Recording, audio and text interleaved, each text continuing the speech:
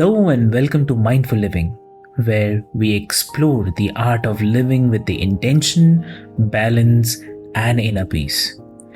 I am Avik, your host, guiding you through conversations on health, meditation, mental well being, mindfulness, and the mind body connection.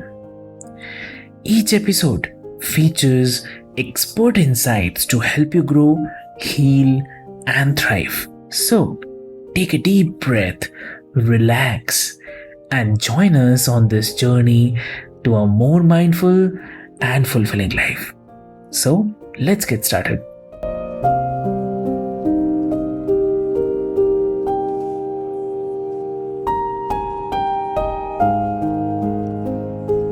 Welcome, listeners, to the Mindful Living podcast, where we explore mindful practices that enhance our daily lives. I'm your host, Sana, and today we are diving into a fascinating world of mindful eating. Our guest is Lisa Franz, a nutrition coach, exercise science expert, and host of the Nutrition and Life podcast. With a background in health promotion and nutrition, Lisa helps people around the world find the right balance between enjoying life and maintaining a healthy, happy body. And today on Mindful Living, she's here to share her insights on how to cultivate a mindful approach to eating, how it can transform our relationship with food, and the science behind building a body you love without sacrificing the joys of life. So let's get started. Lisa, welcome to the show, and it's an absolute honor to have you with us today. Thank you so much for having me. It is my pleasure. So, to begin with, Lisa, can you share your journey and how it led you to become passionate about mindful eating and nutrition coaching? Yeah, absolutely. So I will say that probably my journey brought me to where I am today because I actually love food. And so I have always thought going through these various diets like low carb, low fat, paleo, trying vegan, trying carnivore, whatever, it was just pure torture for me because I always felt restricted. I felt like I couldn't eat the things that I wanted to eat. And at the same time, I still wasn't happy in my body. And so eventually, thankfully, I learned that in the end, by eating more mindfully, by eating the right distribution of protein, carbs, and fats, and by simply focusing on the quantity of the things that I'm consuming, I can technically eat whatever I enjoy or whatever I want, be it my grandma's meal, be it the birthday cake at my niece's celebration, be it a steak on a date night with a glass of wine or so.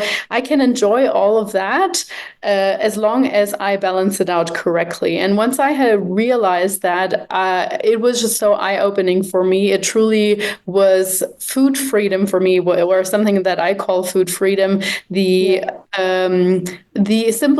sentiment of I can have anything that I want and nothing is off limit, nothing is bad, nothing is good. Of course, there are foods that we should have more of that are more nutritious.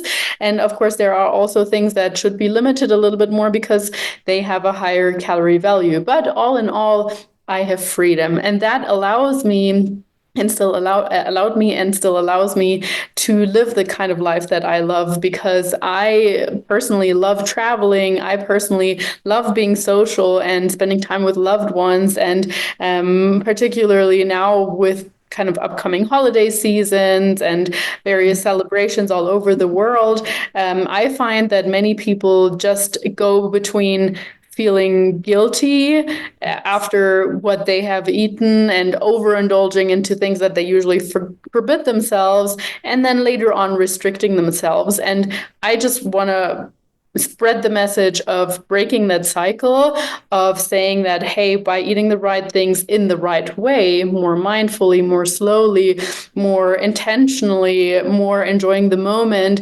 it doesn't have to be that way. You don't have to beat yourself up afterwards. You don't have to punish yourself by going for a half marathon or whatever, thinking that you need to work that cake off. And instead, you can live a life that feels free, that feels enjoyable, and even after after those social engagements, you feel great. So yes, that is my mission. Lovely. That is lovely. Conscious and mindful eating.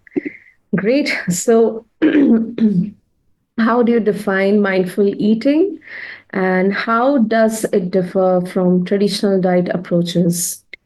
Well, mindful eating for me is actually just a way of eating. So, I mean, listeners, or you might also be familiar with the term mindfulness, all in all. And what that means to me is simply being in the moment, being as present as we can be with whatever we're doing at the time.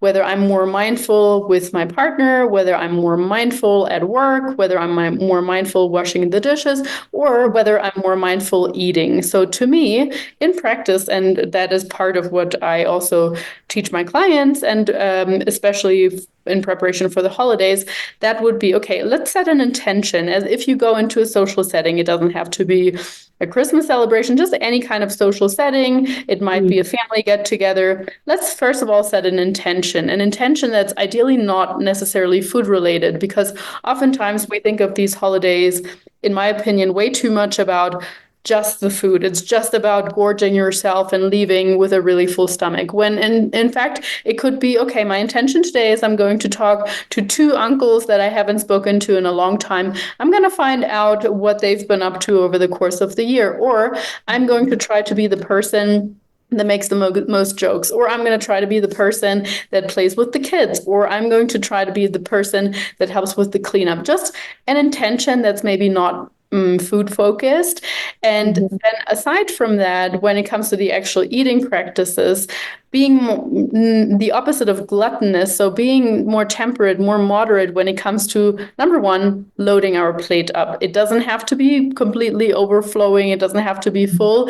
Just think of a quantity that that makes you feel, 70, 80% satiated and full, but not totally full. So that would be the next part of that.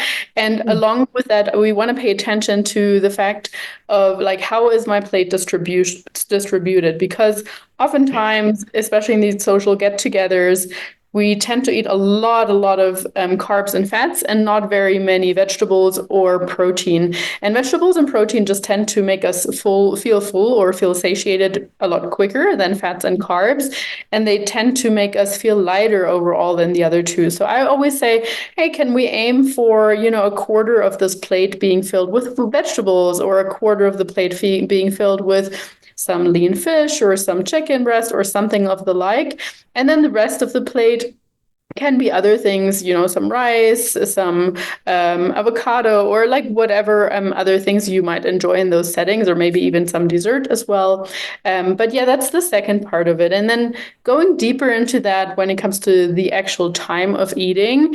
So we often eat with the sentiment of, oh, I'm starved, I'm eating just so quickly, I'm shoving it in because of course it's good. And while we're chewing on one bite, we're already loading up the next fork and we're already thinking of the next bite. And so instead of doing that, grabbing one fork, chewing it, waiting until you've actually chewed all your food and swallowed all your food, and actually trying to be, again, as mindful as possible while you're doing that. So maybe not eating while you're watching TV, maybe not eating while you're on your phone, maybe not eating while you're doing all these other million things.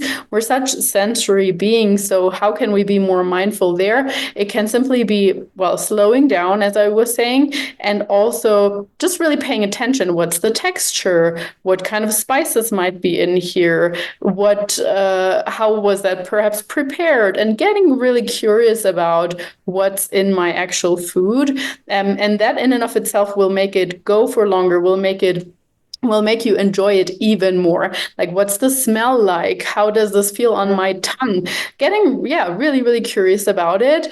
And oftentimes during social settings, I even recommend putting down your fork in between bites. So taking a bite, enjoying it, maybe asking a question, putting the fork down, taking the fork again, taking your next one. So really almost having the intention of, I'm going to make this plate last for as long as possible, because it actually takes 20 minutes or so in our stomach for the neurons to register when we're full. So if we just eat, we are probably eating past the point of fullness, and before we even realize that. So that's a pretty easy method of simply slowing down and trying to spread out that plate almost, in order for us to actually feel our satiation. And yes, as I was saying, like trying to be the most pleasant conversation partner at the table, perhaps. I do also recommend not drinking too much, even if it's water, with the meal, simply because that kind of washes down the food. It takes away from the flavors, really, from the intensity, from the being mindful. So I usually say, let's have a glass of water or even two before your meal, like 10, 15 minutes minimum before your meal, then eating, and then maybe waiting another 15 minutes before you have more to drink, because otherwise you're just washing down your food and you're actually making it harder for your stomach to absorb the micronutrients. Yeah, that makes absolute sense. And how, uh, you know, busy professionals, or someone who has a lot on their plate, how they can incorporate mindful eating, because I feel that most of the times they won't be even aware of what they're eating and how they're eating. They just have to get the food done and then switch back to their work or anything they're doing. So how can they incorporate into their daily routine? That's a really great question, because yes, I see that a lot with my clients as well. And not the worst thing, but the other thing that adds to that is that often when they do finish work, they want to eat everything that's inside to help them relax, or to just enjoy. You feel like you've done a hard days of work, and so you kind of feel like you want to make up for that at the end of the day. But yeah, let's start at the beginning. So I do say that for most busy professionals, it is still very, very important to start the day off right. And while we don't have to have a massive breakfast, especially if you're going right into thinking, work, and doing and so on, it's still important to start the day off with something, ideally something that contains protein and a little bit of fiber as well, to get that digestion going. But it can be as easy as a protein shake that you grab on your way out the door, and maybe a piece of fruit, or you might have made. If you get into the habit of meal prep, which of course is very helpful, but if you get the chance so that you can prepare your smoothie ahead of time the night before, and then just simply give it another shake, and again, have that on your way to work or even at the desk. I mean, it's no different than having your coffee or so, but it's going to make a very big difference in terms of your blood sugar regulation and satiation throughout the day, so that you don't just go from caffeine to grabbing that muffin, to more caffeine, to grabbing that slice of pizza. That's not ideal. I do also recommend that for your lunch break. I know it's difficult for people to take their lunch break and to actually stop if you're in the middle of a flow.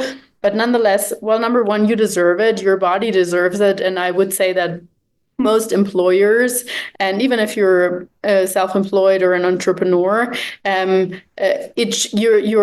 your rate, it should include at least 15, 20 minutes of a break, right? So we want to make sure that we're taking that not just for our physical benefits, but also for your mental benefits. So scheduling it into your schedule, like an important meeting, would be really, really helpful. And if it's blocked out of your calendar, other people probably can't book it. So that would be the first recommendation, even if we think, I'm just going to skip that for once, but don't get into the habit of it. That would be a big one.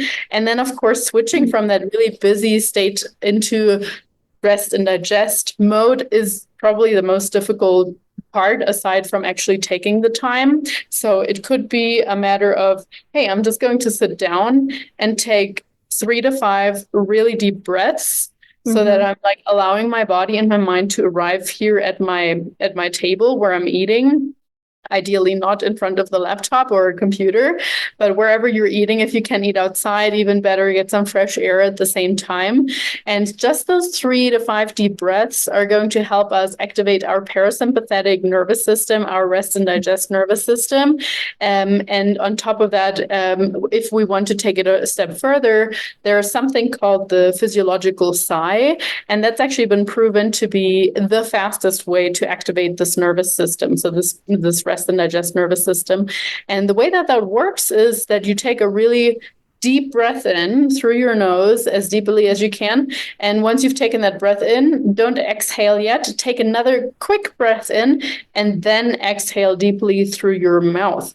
And so this double inhale, deep exhale is literally the fastest way to like switch on that vagus nerve that connects our stomach to our gut and initiates that rest and digest system. So I would say that's a very simple method that takes maybe 10, 15 seconds in which you can allow your body to digest better.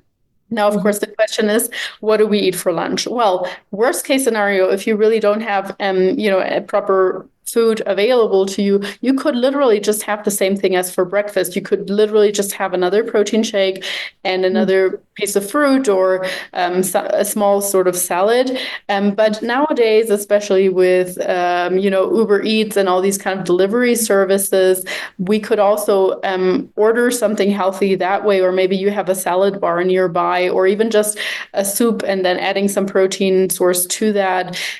Something quick.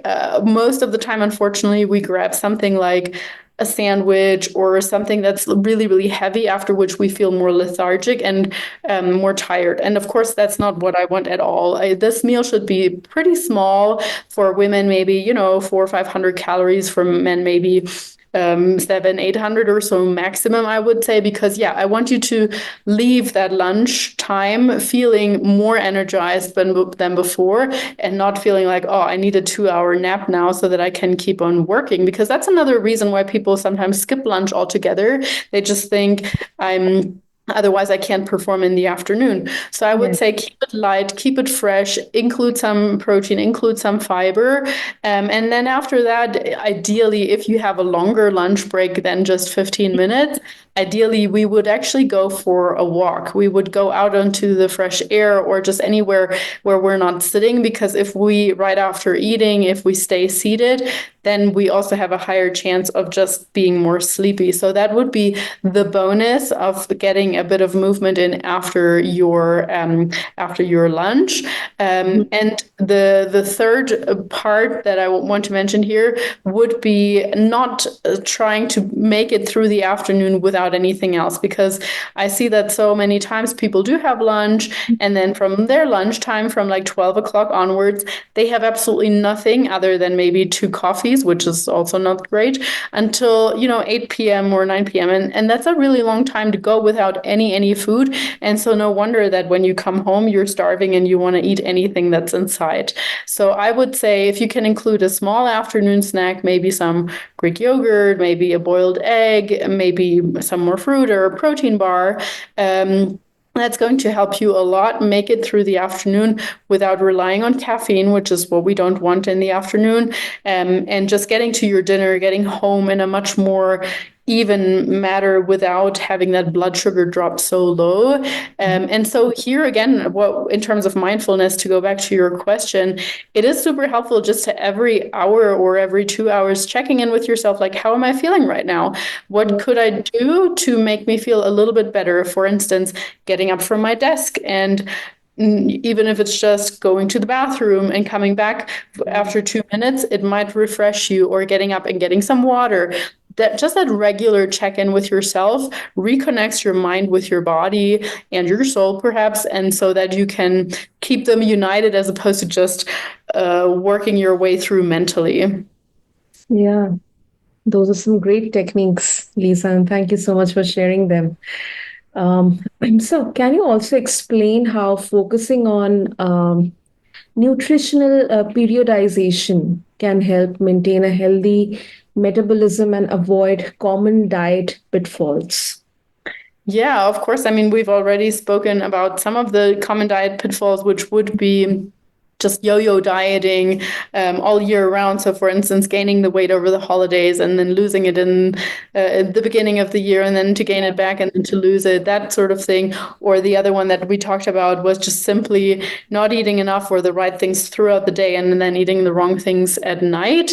But yeah, overall, how can we avoid that? And for me, the answer really is temperance and moderation, and mindfulness is such a great tool for that. So what I mean by temperance and moderation is letting go of that overindulgence feeling, or letting go of that belief of over restrictive feeling other times. So I don't know about you or about the listeners, but many people that I work with, and also myself, I was brought up with the belief that, oh, it's totally normal to yo-yo with your weight all year round, or it's totally normal that, you know, when you go into your 30s, every year you add another kilo or so, people just get fatter. And I know that that is not true, because I have seen it to be different with many people. And I know that if we continue to hold on to our healthy habits, that doesn't have to be your reality, because unfortunately nowadays the quote unquote norm is for people to die of obesity, of heart disease, of inactivity, of insufficient amounts of muscle, and so on. And so essentially all that we need to do is not do what the average person does. And the average person, unfortunately, is number one, not active enough. Number two, consuming too many calories. And number three, not consuming enough vegetables and protein. So if we reverse that and we just say, okay, I'm not letting go of the thought of all the things that I need to cut out, because that's what I used to think. Used to think like, oh, I can't have that. I can't have carbs. I can't have rice. I can't have sugar, blah, blah, blah. That's what I was focusing on. And it really put a very negative connotation onto the whole eating scenario and onto my relationship with food and with myself. And so once I let go of that and simply realized I need to focus on all the things that I should be doing more of, that will mean I automatically do less of all the other things. So if you eat more vegetables and more protein, you're automatically going to eat less of the more nutrient dense things. If you exercise more, if you're more active in your day, even if it's just going for walks or standing or whatever, you're automatically moving away from that super sedentary lifestyle. And just in general, if I allow myself to have things in small doses on a daily basis, like a couple of pieces of chocolate with my tea at night, or at weekly date night, splitting a pizza with my husband or so, then I don't have to feel guilty, because it's not that, oh, I can only have that today. I need to eat 2 pizzas and a brownie and a milkshake, because tomorrow my diet starts again. And so that whole cycle, we just need to break that. And I truly think if we focus on just temperance and moderation with everything, even if you're, again, at a social setting where your grandma has made her famous whatever cake and you want to have some of it, just learning to say, I'm just going to share this piece with somebody. And even if other people are trying to push it onto us, that's because that's another difficult thing throughout this holiday period, that people are just, their love language might be food. So they want you to eat more and more and more and more. And if you've only had a little bit, it means you didn't like it. And by now, I know we have to learn to say no in a polite way and just say, thanks, Grandma. That was absolutely delicious, but I don't want a second helping, because otherwise I'm going to feel nauseous, or maybe I can take some home for tomorrow. Right now I'm feeling super satiated. If we talk to people from a way of, that makes me feel blank, they understand much more than if we just say, oh, I can't have any more, or oh, no, I don't think so. Then they're like, oh, I'm going to push some more food at her, sort of thing. So yes, moderation and temperance with everything. I think that is a philosophy I would truly like to pass on to anybody listening, instead of thinking about all the things that they're not, quote unquote, allowed to do. Yeah, that makes sense. Lovely, lovely, Lisa. That was really very informative, very helpful conversation. And before we wrap up, as a digital nomad and frequent traveler, how do you personally incorporate mindful eating habits into a constantly changing environment? That's such a great question. And I will have to bring it down to my routine. So I'm a huge fan of having stable routines and habits. And I think that that's truly what keeps me grounded. Like with any habit, it takes time to build things up. Like with any routines, there needs to be some flexibility because not all days tend to be the same. But I try to start my day off with putting something healthy in my mind. So reading the right things, journaling, and doing something for me as opposed to grabbing my cell phone first thing in the morning. And that really brings me back to, okay, what kind of person do I want to be? How do I want to show up today? And what do I want to achieve today, as opposed to simply reacting to this and that email or being frustrated about something that happened here and there or something that I read in the news. So how I start my day is really, really important. And I personally have to get my workout out of the way first thing in the morning because, like you said, if you're traveling or whatever, like chances throughout the day that something is being delayed or in any case something comes up is always higher. So for me, it works really well to have that routine of just self-care in the morning.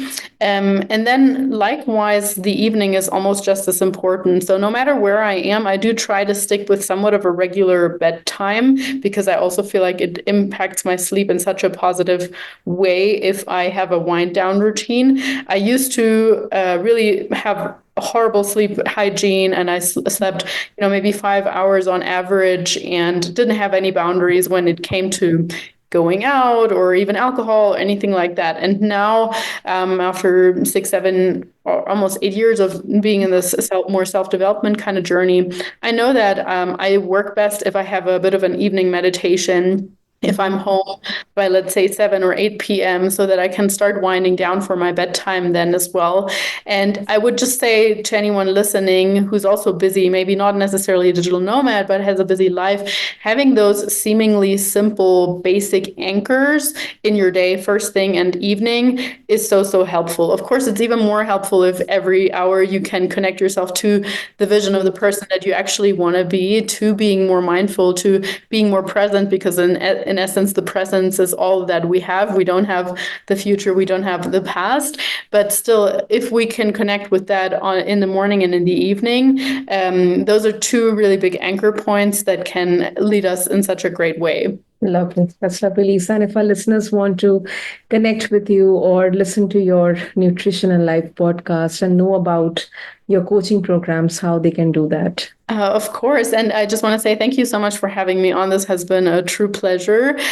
People can find me primarily on Instagram is where I'm most active. So that's Nutrition Coaching and Life. My podcast, as you mentioned, is the Nutrition and Life podcast on all platforms available. I'm also on YouTube, Nutrition Coaching and Life on there. And of course, we also have a website, nutritioncoachingandlife.com. So literally hit me up anywhere, even just as a feedback for this episode. If you're listening to this and you're enjoying it, I would always love to hear how anything is received. Lovely. We'll have all the details mentioned in the show notes. And Lisa, thank you so much for sharing your expert advice and personal experiences on mindful eating with us today. And really, really, it's so inspiring to know your approach to nutrition, combining science with a mindful lifestyle. So thank you so much for coming on the show. My pleasure. And for our listeners interested in learning more, be sure to check out the show notes along with this episode to listen to Lisa's podcast or connect with her or explore more about her coaching programs. And remember, mindful eating is about enjoying food and nourishing your body without any guilt. So thanks to everyone for tuning into this episode of Mindful Living Podcast. And until next time, stay mindful in all that you do. Thank you.